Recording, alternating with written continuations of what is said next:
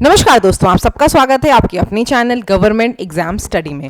दोस्तों आज यहाँ पर हम इस वीडियो में बात करने जा रहे हैं यूपीएससी जूनियर असिस्टेंट की टारगेट की, जो मुझे उम्मीद है कि आप में से कई लोग हो जो लगातार करते चल रहे हो और देखना इसका डेफिनेटली सिलेक्शन आपको खुद दिखेगा। और जब आपका सिलेक्शन में आपका नाम होगा, इसका फायदा तभी आपको दिखेगा जब आपका सिलेक्शन हो जाएगा। जो तैयारी नहीं कर रहे हैं उनका सिलेक्शन नहीं हो पाएगा। बहुत से लोग अभी भी लगातार इन चक्कर में पड़े हो कि मैम पढ़ाई कैसे कर ले, कोई भर्ती तो पूरी नहीं होती, किसकी भर्ती नहीं पूरी हुई, से कोई परीक्षा शुरू नहीं हुई।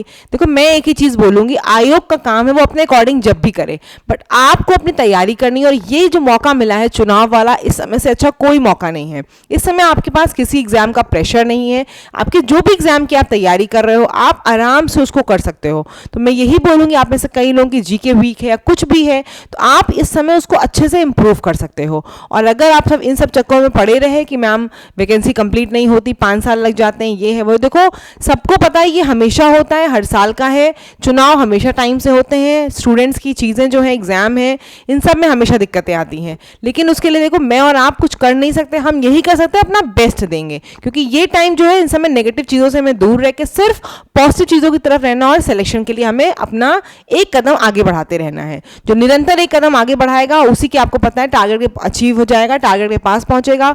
और जो आराम से बैठा रहेगा वो पीछे ही रह जाएगा। मैंने लगातार कहा है, खरगोश और कछुए कहानी हम बचपन से पढ़ते चले आ रहे हैं और उससे एक ही चीज पता चलती है हमें, वो क्या है, आप कितने भी तेज क्यों ना हो, अगर आप लगातार कंसिस्टेंसी यानी कि आप डेली काम नहीं करोगे तो आपका सिलेक्शन होने के चांसेस बहुत कम। आप कितने भी तेज क्यों ना हो, जैसे खरगोश था, कछुए की तरह आप धीमे धीमे करोगे लेकिन डेली पढ़ोगे कि बना लिया हमने 4 घंटे पढ़ना है, कुछ भी हो जाए, दुनिया के इधर उधर हो जाए, आपको 4 घंटे पढ़ना ही पढ़ना है। आप लिख के ले लो मुझसे, अगर आपका सिलेक्शन ना हो तो मुझे बताना, ठीक है।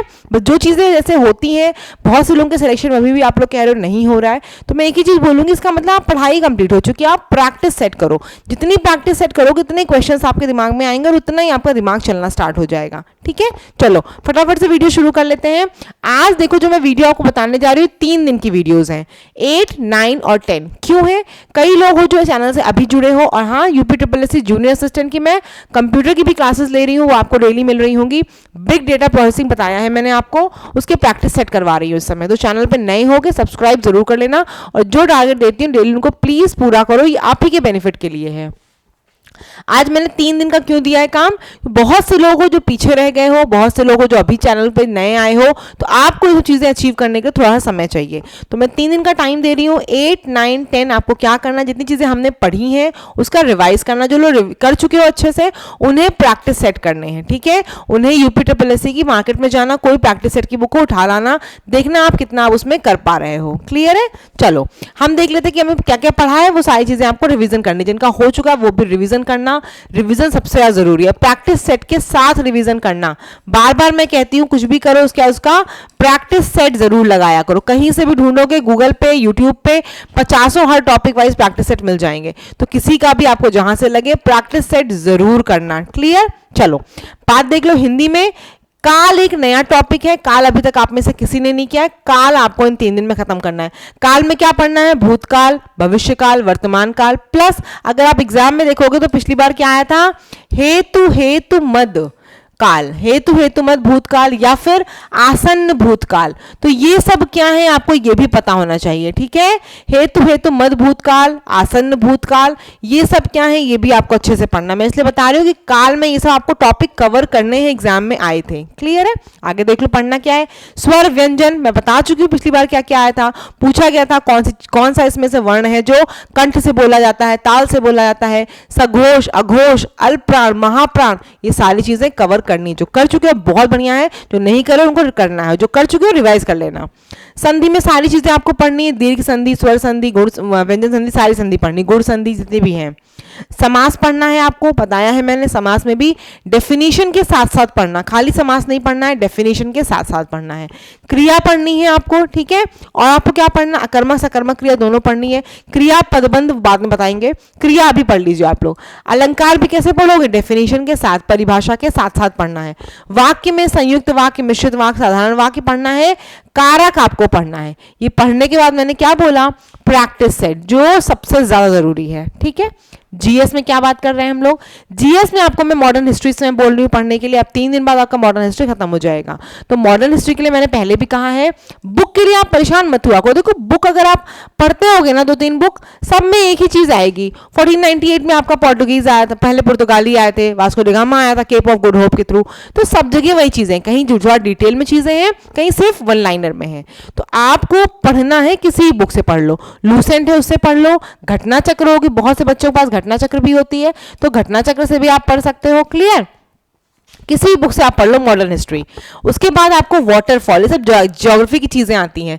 जलप्रपात आपको पढ़ने हैं, कौन सा जलप्रपात कहाँ पर है और किस लिए फेमस है, ये भी पढ़ना है। ठीक है, कई जलप्रपात में डैम वगैरह जो बने हैं आपकी, बांध वगैरह, वो इस समय ही लिंक करते हुए उसे पढ़ते चलो, वेट मत करो। ठीक है, फिर आपको वन्य जीव अभ्यारण्य, ये आपको देखो यूपी जीके में भी पढ़ना है और मेन जीके में भी पढ़ना है। वन्य जीव अभ्यारण्य यानी वाइल्ड लाइफ सेंचुरीज। अगर हम बात करें राज्य और राज्य पक्षी की, तो वो भी पूछा गया था, इसलिए आपको वो भी पढ़ना है। जितने राज्य उनके हिसाब के राज्य पक्षी आपकी कॉपी में होने चाहिए, उनको रिवाइज कर लो। अगर हम बात करें तो यहाँ पे बर्ड सेंचुरीज भी पढ़नी है। ठीक है, पक्षी अभ्यारण्य भी आपको पढ़ने, बर्ड सेंचुरीज भी पढ़नी है। रिसर्च सेंटर यूपी के भी पढ़ने हैं, पूरे इंडिया के भी पढ़ने। टोबैको रिसर्च सेंटर कहाँ है, चावल अनुसंधान केंद्र कहाँ है, आलू अनुसंधान केंद्र कहाँ है, चारा अनुसंधान केंद्र कहाँ है, सारे पढ़ने हैं, यूपी के पढ़ने हैं, प्लस आपको पूरे इंडिया के पढ़ने हैं। फेस्टिवल ऑफ स्टेट, हर राज्य का फेस्टिवल मैंने बताया था, स्पेशली आपको फसल उत्सव जरूर पढ़ के जाना है। अब इस समय फसल उत्सव बहुत पूछा जा रहा है, जैसे कि आपका पोंगल है, आपका क्या कहते हैं बिहू है, ये सब क्या है आपके फसल उत्सव है, तो आपको वो जरूर पढ़ के जाना किस जगह कौन सा हो रहा है। यूपी जीके में आपको क्या क्या रिवाइज करना है, वन डिस्ट्रिक्ट वन प्लॉट, यानी कौन से डिस्ट्रिक्ट में क्या चीजें हो रही हैं आपको वो अच्छे से पढ़नी है। प्लस महाजनपद सारे पढ़ने हैं आपको, महाजनपद से क्या स्पेशलिटी है, कौन सा ऐसा महाजनपद है जहां बौद्ध और जैन धर्म दोनों है, कौशाम्बी, तो आपको ये सब चीजें अच्छे से पता होनी चाहिए।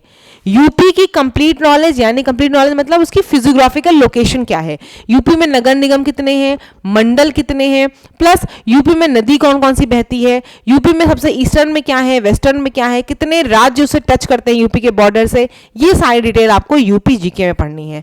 और नृत्य शैली पढ़नी है, मंदिर पढ़ने हैं। क्लियर, इतनी चीजें आपको 3 दिन में अच्छे से रिवाइज करनी है।